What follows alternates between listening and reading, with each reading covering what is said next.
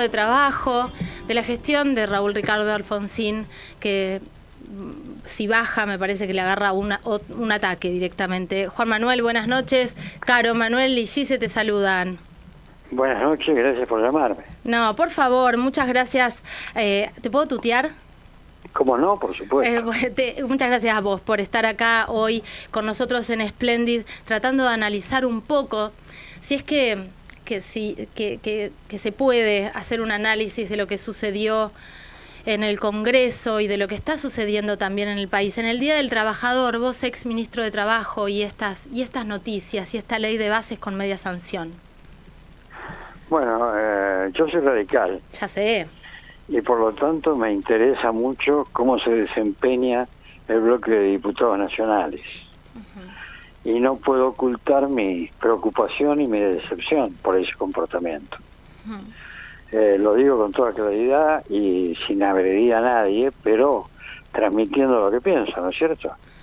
Me parece que el bloque radical, primero, un bloque dividido, un bloque disperso, donde hay opiniones contradictorias, y un bloque cuya mayoría está desarrollando una política de consentimiento con acciones del gobierno que no habría que consentir.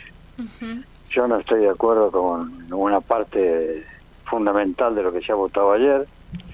Creo que el radicalismo debió oponerse, por ejemplo, a las facultades especiales que se le otorgaron al gobierno, de la delegación de facultades, que ha sido siempre rechazada por el radicalismo a lo largo de más de 20 años, y que en este caso fueron aceptadas, incluso con un discurso contradictorio, porque yo escuché algún discurso en que algún legislador radical decía que le parecía mal, pero que había que votarlo porque el gobierno lo necesitaba. Sí, sí. Y de ninguna manera creo que ese sea un argumento político serio. Primero porque el gobierno no puede necesitar facultades extraordinarias en un momento de normalidad institucional. El gobierno tiene los diputados que surgieron de su votación en la votación inicial, no en la doble vuelta, y por lo tanto está en minoría parlamentaria, pero la minoría parlamentaria es una posibilidad de todo proceso democrático. Totalmente. Y el gobierno ha vacilado en buscar los acuerdos necesarios para encontrar coincidencia, tratando de imponer una forma de ver la realidad que no solamente es exagerada desde el punto de vista del fundamentalismo de mercado que exhibe, sino que además fue expuesta de una manera grosera y agresiva. En definitiva, los que le concedieron ayer las facultades extraordinarias en diputados son los que hasta antes de ayer el presidente llamaba rata, ¿no es cierto? Claro, exactamente. Ahora, el panorama que se viene es complejo, pero nos queda el Senado. ¿Cómo va a actuar el radicalismo en el Senado? No tengo idea. Tengo mi punto de vista, pero esto de ninguna manera implica que ese mi punto de vista sea el que asuma el bloque de senadores. Y ya lo vimos en la primera votación, cuando se votó la eventual aprobación del decreto de necesidad de urgencia número 70, el único que votó en contra fue Lustó. Sí. El resto de los senadores apoyaron, incluso con un discurso bastante parecido, incluso muy enfáticamente dicho que consideraban que estaba mal, pero que lo iban a votar por necesidad del gobierno. Incluso algún senador dijo que el decreto a su criterio era inconstitucional, pero la inconstitucionalidad del decreto no era una decisión que debía tomar el Senado, sino que debía tomarlo la justicia. Y realmente es un planteo muy cínico, porque ningún senador puede votar proyectos que considera inconstitucionales. Totalmente. ¿Qué voto te sorprendió más? Porque a nosotros, no sé, yo en lo personal te digo, a mí el voto de Margarita Stolbizer me sorprendió, por ejemplo. ¿Qué votos te sorprendieron? No hay ningún voto me sorprendió. Me sorprendieron votos que fueron coherentes. Por ejemplo, el voto del diputado Carvajal, formoseño, que se opuso a todo este conjunto de planteos del gobierno. Minoría en el bloque radical, pero coherente con lo que sigue la historia del partido. Por lo tanto, me sorprendió favorablemente. Claro, claro. Bueno, uno de los puntos son las privatizaciones, que también este es un punto totalmente opuesto al radicalismo, ¿no? Efectivamente. Yo creo que en ese aspecto estamos bastante mejor que lo que fue originalmente el proyecto de privatizaciones, porque ha sido un conjunto de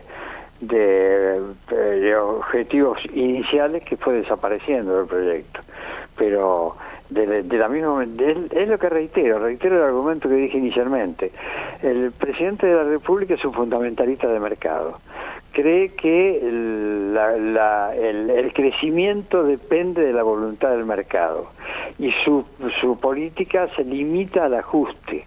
Terminar con la inflación, que es un objetivo necesario, terminar con el gasto excesivo del Estado, que es otro objetivo necesario, pero carece de políticas públicas, carece de políticas de crecimiento, carece de políticas de salarios y precios, y por lo tanto es una limitación del proyecto económico que dificulta la sustentabilidad del modelo.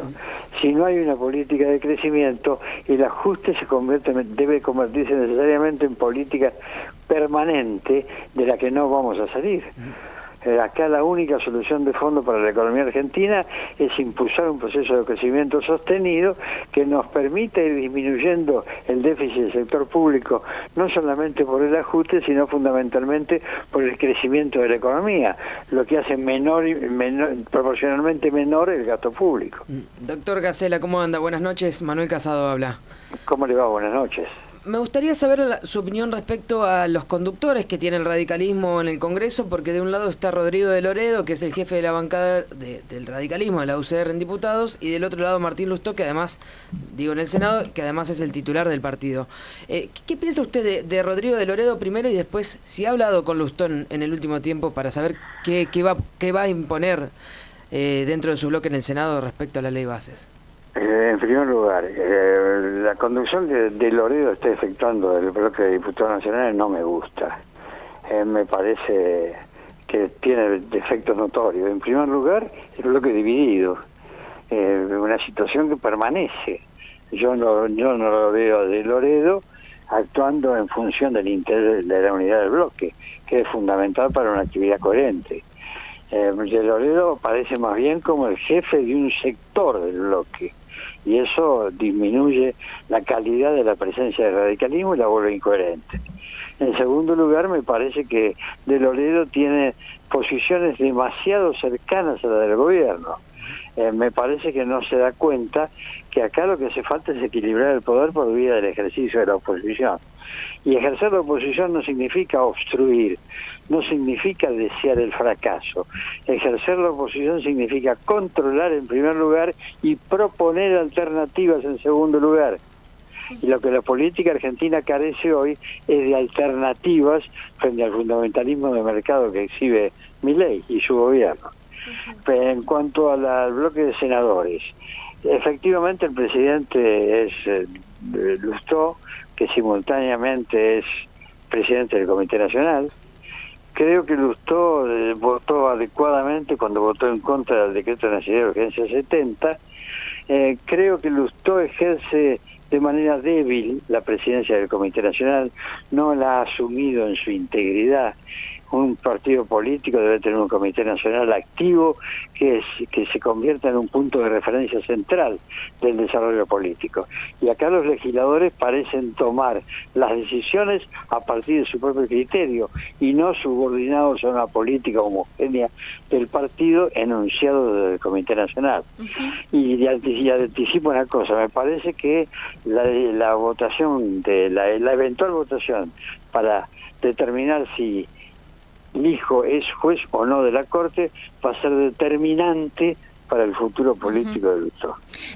Muchísimas gracias, Juan Manuel, por esta charla. Te mandamos un abrazo desde acá. Les agradezco a ustedes y quedo a disposición. Buenas noches. Muchísimas gracias. Juan Manuel Casela, ex ministro de Trabajo de la gestión de Raúl Ricardo Alfonsín, hablando con nosotros aquí en Campanas en la Noche. Vamos a una tanda y enseguida